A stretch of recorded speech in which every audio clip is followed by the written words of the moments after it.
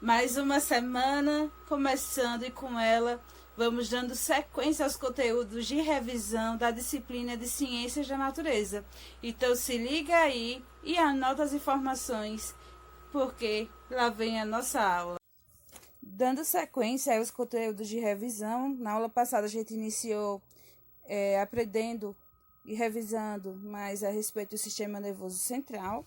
Hoje a gente vai dando continuidade com o sistema nervoso periférico, que para fins de estudos, o sistema nervoso é dividido em central e periférico, que tem aí a sigla SNP. Já peguei aí o caderno, faço as anotações de vocês. Então, caderno e caneta ou lápis na mão, fazendo as anotações, que vai tanto ser úteis para vocês na hora de estar fazendo a atividade, como também ao final do primeiro bimestre eu vou estar cobrando de vocês essas anotações.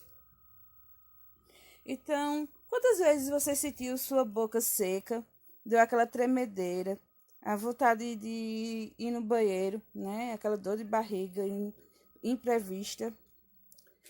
Assim como também aceleração, a frequência do batimento cardíaco numa forma maior.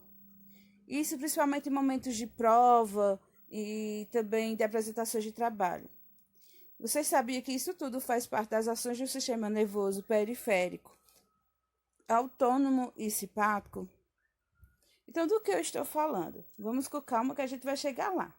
Bem, a gente viu que o sistema nervoso ele é dividido em central, que é formado por encéfalo e medula espinhal, que é a central de comando, e o periférico, que é formado de nervos e gânglios que partem da central.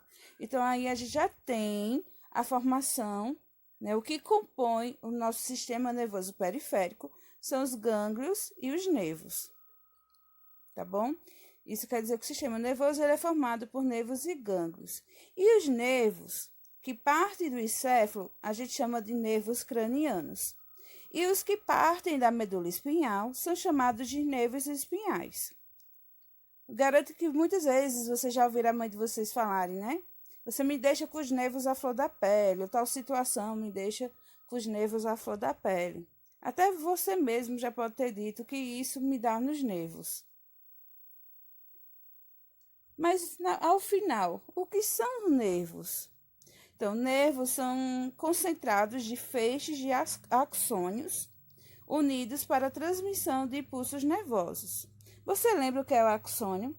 Então, o axônio, a gente vai ver aqui, que nada mais é do que esses feixes que estão aqui, né? E que está protegido pela bainha de mielina, que são essa parte roxa. Bainha de mielina é essa parte roxeada. E o axônio é apenas o feixe, né? Esse fiozinho que está sendo protegido pela bainha de mielina.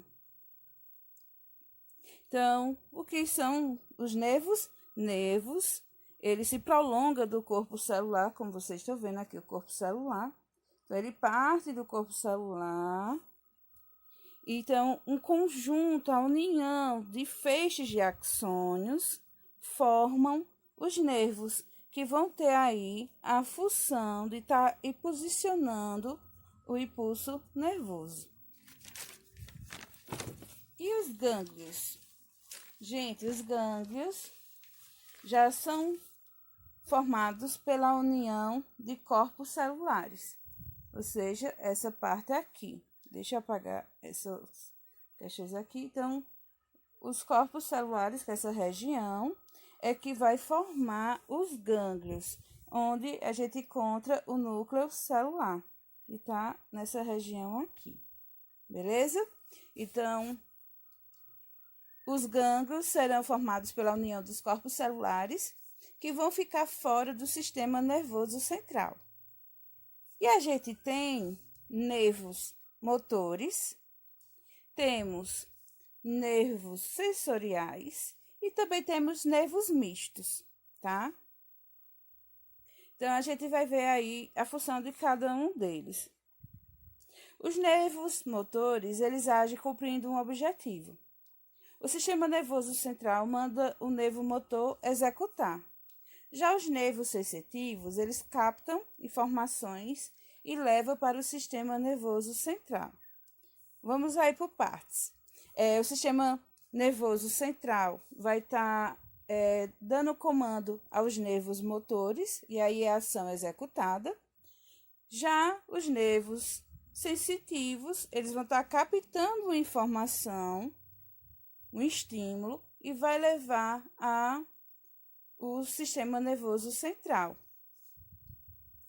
E a gente vai ter também os nervos mistos, que esses nervos mistos, eles são formados tanto por nervos motores como também por nervos sensitivos.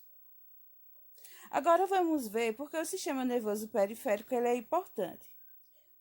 Porque ele, na verdade, gente, ele cumpre com o dever de levar informações. O sistema nervoso periférico, ele também tem uma divisão em parte sensitiva e motora. Então, o sistema nervoso periférico ele é dividido em parte sensitiva e motora. E a parte motora também é dividida em sistema nervoso somático, que vem do corpo que a gente controla, em que a gente pode mover os músculos dando ordens, como exemplo, levantar os braços, as pernas. Eu estou agora fazendo o movimento de abrir minha boca para poder sair o som da minha fala. Então, tudo isso é executado pela parte dos nervos motores, a parte que a gente pode falar do sistema nervoso periférico motor. Então, isso nada mais do que eu quero dizer com tudo isso, é que se eu tenho atos voluntários, que eu tenho decisão sobre esse movimento, então que esta ação é dada pelo sistema nervoso periférico somático. Agora, vamos entender o sistema nervoso periférico autônomo, que autônomo lembra o quê? Vem de automático, de autonomia. Vai ser aquele que vai agir dependente da minha vontade, da nossa vontade. Ele é que controla os nossos órgãos, a parte interna, que está agindo agora, se estarmos comandando. Então, o sistema nervoso, ele é dividido em central, que vai ser formado pelo encéfalo e medula espinhal, e a gente tem o sistema nervoso periférico, que é formado por nervos e gânglios, e que tem a divisão em sistema nervoso periférico somático, sistema nervoso periférico autônomo, tá? E esse sistema nervoso periférico autônomo, ele também se divide. Então, a gente vai ter uma subdivisão aí no sistema nervoso periférico simpático e o sistema nervoso periférico parasimpático. Quando falamos em sistema nervoso periférico simpático e sistema nervoso periférico parasimpático, estamos falando de ações antagônicas. Isso quer dizer que um vai estar ligando algumas ações, enquanto o outro vai estar desligando.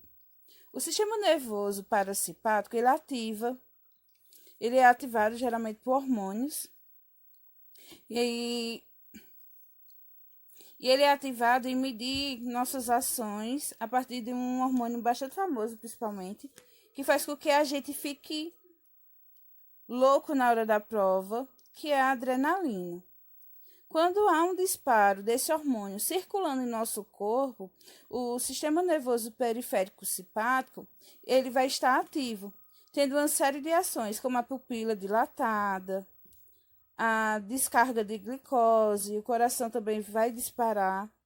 A adrenalina, gente, nada mais é que um hormônio que a gente diz aí de luta e fuga, que pode fazer com que as glândulas salivares, elas parem de produzir saliva, que o seu sistema digestório, ele pare, e que você, ali, no momento que já acabou de se alimentar, você acabou de ingerir um alimento, já tem vontade de fazer o número 2. Tudo isso está ligado a esse hormônio e a ação do sistema nervoso periférico simpático.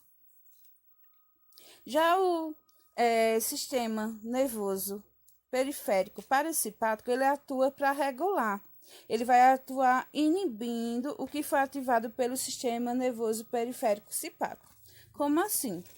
Se a pupila foi dilatada pelo sistema nervoso periférico simpático, o parasimpático ele vai fazer com que ela contraia. Se você teve ali a parada de saliva, você não conseguiu mais produzir saliva por conta da produção do hormônio, quer dizer, do que foi emitido pelo sistema nervoso periférico simpático. Então, o sistema nervoso periférico parasimpático ele vai ativar, fazendo com que haja a produção novamente da saliva, fazendo com que sua boca pare de ficar seca. Então, um vai agir ligando e o outro desligando. Então, existem ações cotidianas, muitas vezes, que faz com que esses dois sistemas, né, que a gente tem aí ligado, o simpático e o parasimpático, aconteça. Eu cito como exemplo para vocês, quando, por exemplo, a pessoa está dirigindo e por alguma eventualidade aparece um obstáculo na frente e ela chega quase a bater. Ela não bate, ela chega quase a bater. Então, a adrenalina ela vai ser produzida naquele momento. Então, o sistema nervoso dela, periférico, parasimpático, vai estar ali atuando junto com o simpático. O simpático vai fazer com que a adrenalina vai fazer com que a pessoa fique em alerta, que ela tenha uma ação de parar, e o parasimpático ele vai atuar na medida de inibir a ação daquele hormônio, fazendo com que aquele sistema de alerta diminua. E aqui a gente tem uns exemplos de como acontece essa questão da atuação do sistema nervoso periférico parasimpático e do sistema nervoso periférico simpático. Então, enquanto um dilata a pupila, o outro contrai a pupila. Enquanto um inibe a saliva, o outro estimula a salivação. Enquanto um relaxa os brônquios, outro vai estar contraindo os brônquios. Enquanto um acelera os batimentos cardíacos, o outro reduz os batimentos cardíacos.